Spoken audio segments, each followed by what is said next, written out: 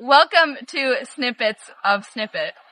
It is May of 2025, and we're together, and so we thought it'd be fun for me to ask Baz and Birdsong some questions about their PCT experience. Far away. We're in Scotland. Yes, By the way. Yeah. Snippet's come over to visit with her mum Myra, who's behind the camera.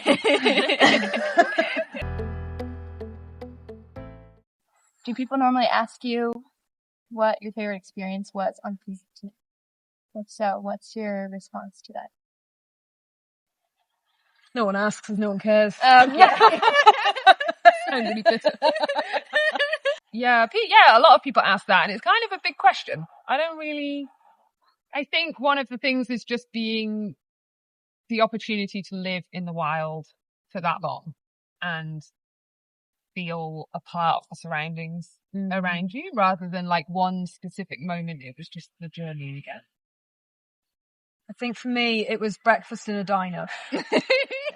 No, there is one night that always sticks in my head, which is, I think you're going to know which one I say, where it was the night before we went to Yosemite Valley, and we all pitched up early because the ranger said that we had to.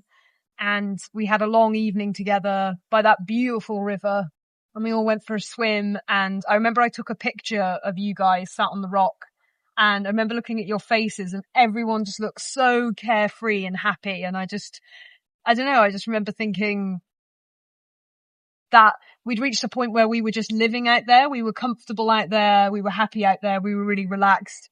And I suddenly realized, wow, we're just kind of like living out in the wilderness and just just playing and being wild things. To be cheesy. The Sierras was so fun in that way. It was just... It was. So what section of the trail was your favorite? The Sierras. The Sierras, and I also really enjoyed Washington at the end, but they were very different. Almost not comparable, I guess. I feel like we got really into a routine in the Sierras. Yeah. Which felt kind of nice because it was kind of like, this is how we live now, and look at where we live. And I think because you do a pass a day, everybody's kind of on like in the desert you would see people, but then they would go and hike like 20 miles. But in the Sierras you tend to be, most people would do one pass a day. So you kind of get used to the people around you, and it feels like more of a community that you just keep seeing the same people. Yeah. Yeah, everything was different. And then if I think about this question for too long, I end up saying all of it because Northern California, the wildflower meadows in Northern California were just incredible.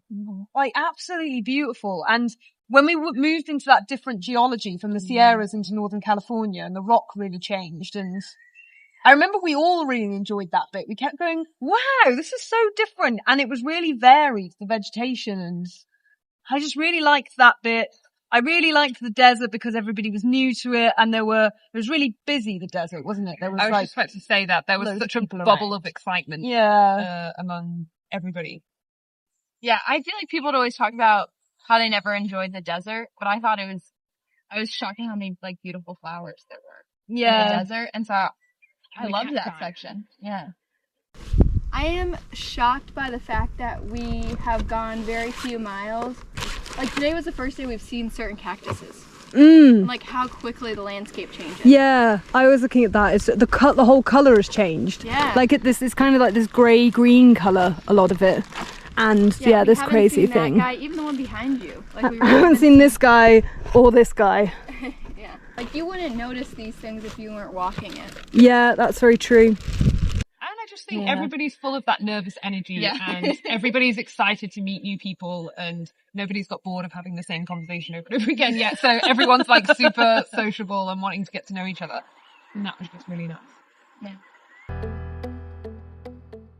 There was someone that I talked to before trail who had said that they wouldn't do the PCT because they felt like they would lose their sense of awe. Do you feel like what do you feel like your experience has been navigating the outdoors post PCT? Yeah, I had that worry before. Well, actually on trail, when I was looking at all those amazing views, I was like, oh my God, I felt really sad sometimes, like almost like I couldn't get it all in, like I couldn't absorb it. And I was like, oh God, I'm gonna have to leave here soon. And I don't know, I was just enjoying it so much that I kind of did worry that my sense of awe would be gone. And especially coming from such a different country like the UK, where it's beautiful, but it's very different, and we don't have wilderness per se. But I think it was just so joyous that it instilled an excitement in me. Is there someone coming up? Yeah. Hi. Hello. Are you all right there, Myra? Are you getting it? Yeah, I guess I felt so. I think what happened with me is that I enjoyed hiking because I'm a conservationist and an ecologist, and I enjoyed hiking somewhere where I didn't know anything about the ecology. And just learning and just like not knowing about it. So being very kind of open-eyed. I'm just quite excited about a little learning project. You know, learning the basics. Like, what's this? What the heck is that? Yeah, it's fascinating to be surrounded by new wildlife. I'm trying to learn the bird song as I go. I am using the Merlin bird app. And we're walking through this grassland habitat now, and there's a cute little bird calling, which is a meadowlark, western meadowlark.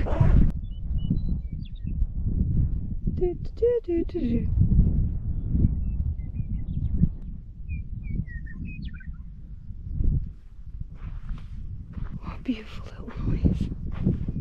In a way, since I've come back, it's kind of taught me how to be quite open-eyed and feeling wonder again, which has been quite nice. Yeah. Yeah, I think I had almost like the opposite thing.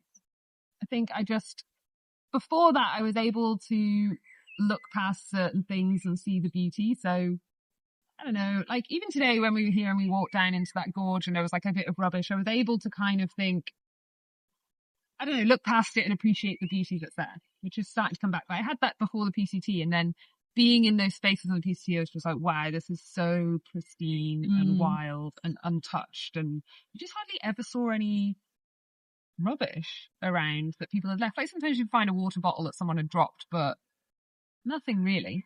And then after that trip, after the PCT, I went to Vietnam, and it was beautiful.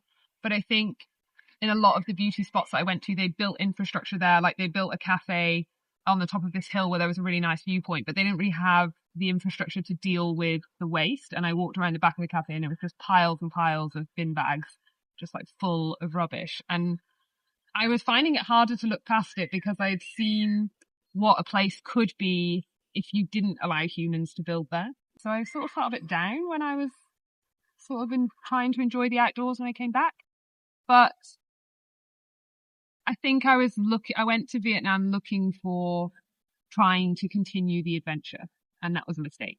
So I couldn't appreciate it for what it was because I was trying to recreate something that I'd already lived.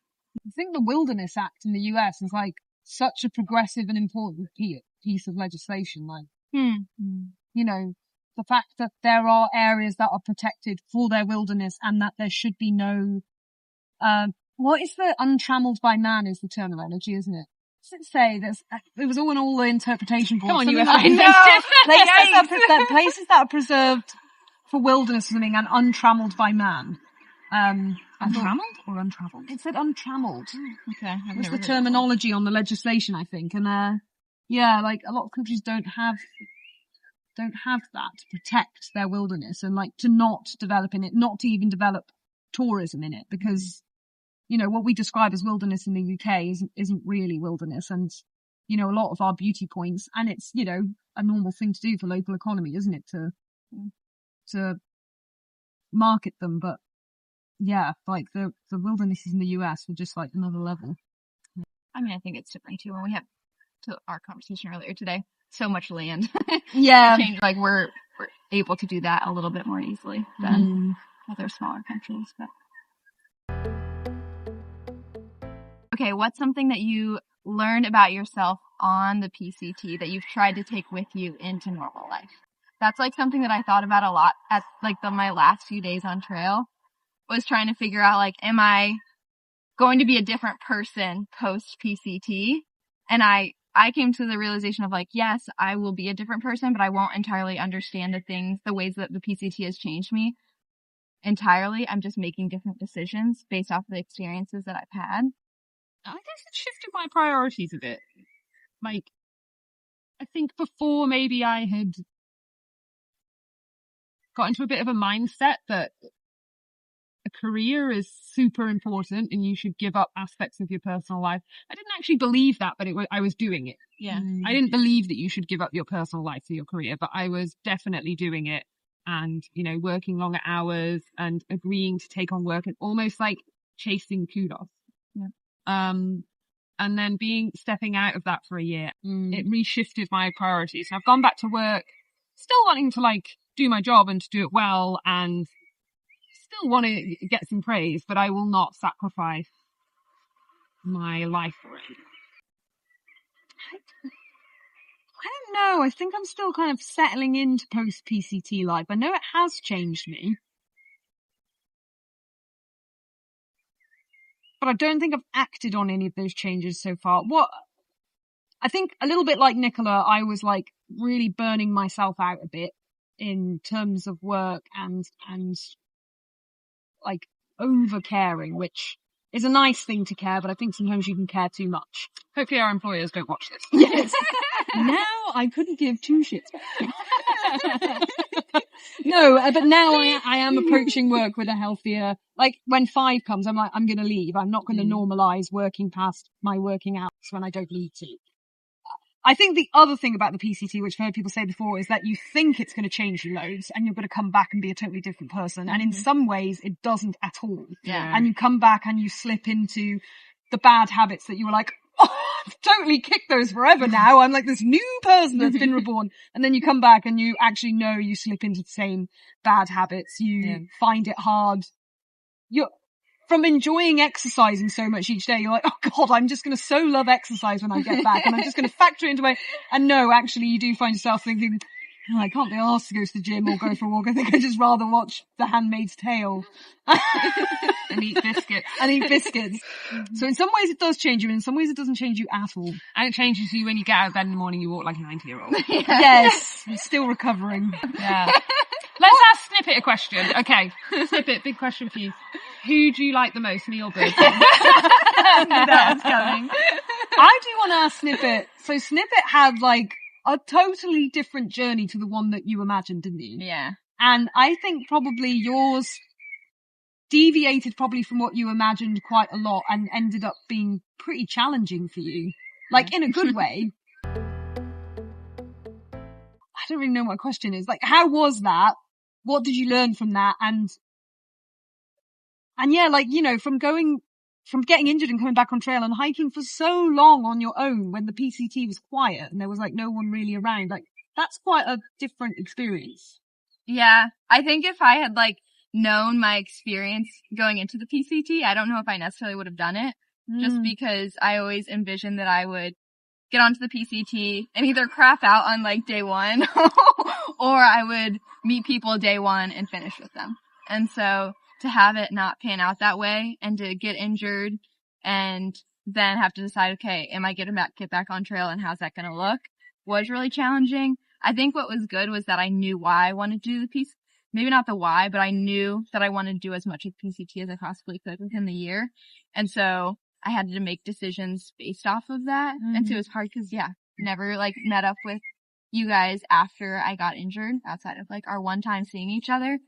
And that was really hard to decide that I was going to hike alone after that when I did get back on trail. It's a very big day, very exciting day because Snippo's here! Made it. Yeah, very briefly though. Yeah. No. Snippet's going back to NorCal. Yeah. I gotta do my miles. There she goes. Bye, Snippo. Makes it even worse it's raining. I feel really sad. Me too. But it feels nice to know I can look back on my experience and be proud of the decisions that I did make. And I think it did give me some confidence in my decisions, in my ability to make decisions on my own. Yeah. Because like every day I had to be like, okay, I'm going to hike these miles and I have to hike these miles to get to this next spot. And while that was definitely stressful at times, I think it like forced me to be more independent and also like trust my judgment in ways that maybe I haven't in the past. Is that something you've taken into your life post-PCT? Like trusting your judgment? I'm trying. But I do. I think it's still hard because the PCT is such a specific environment that doesn't always translate into the real world. Yeah. And so, yeah, I can still be like proud of the accomplishments that I had on the PCT while also recognizing that they're very specific circumstances. Yeah. So I think it's nice to know I don't regret any part of my experience. Do I wish it looked different? Yes, but I don't like have regrets. And that's really Do you feel proud of yourself? Yeah. So you learned to trust your judgment, but did you trust your shoes in the end? I didn't trust my bones. Well, we were very proud of you. I'm proud of you guys. Well, we were just like hiking through the Snippets out snow. there. She's out there on her own, down in Northern California, and there's no other not many other PCT hikers around. She's just pootling along. Yeah. Yeah. On her Even own. before that, actually, because when we started at the beginning, and then I think you were quite anxious about sort of camping or hiking on your own. And then when we got to Cabazon, and suddenly people were making different decisions about Mission Creek, and the people that you thought maybe you were going to hike with the whole way suddenly skipped ahead and you adapted to that decision. And then I remember the night before we went into Big Bear, it was like you almost at the beginning you wanted to hike with people, and as people made different decisions and skipped, it was like you were coming to a realization this might not be possible. Yeah. And you grabbed the situation by the balls. I'm trying to think of it's by the horns. You could grab it by the balls as well. Did both. And before we went to Big Bear, you were like, actually, I'm not going to come into town tonight. I'm going to camp by myself because I want to know that I can do it. Yeah. That was a moment that I was like, that's pretty cool. Yeah. Yeah. You're a tough cookie. Real tough cookie. Yeah. For sure. For sure. But we all did hard things on the PCT. We did. We all did hard things. Yeah. That sausage that I ate was the hardest thing. was the hardest thing. And the creamsicle. I don't know what my hardest thing was. I think just getting up every day with your Achilles. Yeah, true. Actually moving.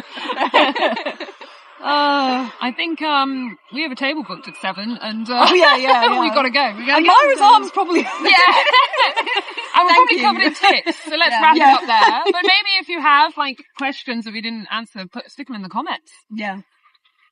Bye. Snippets of Snippet out.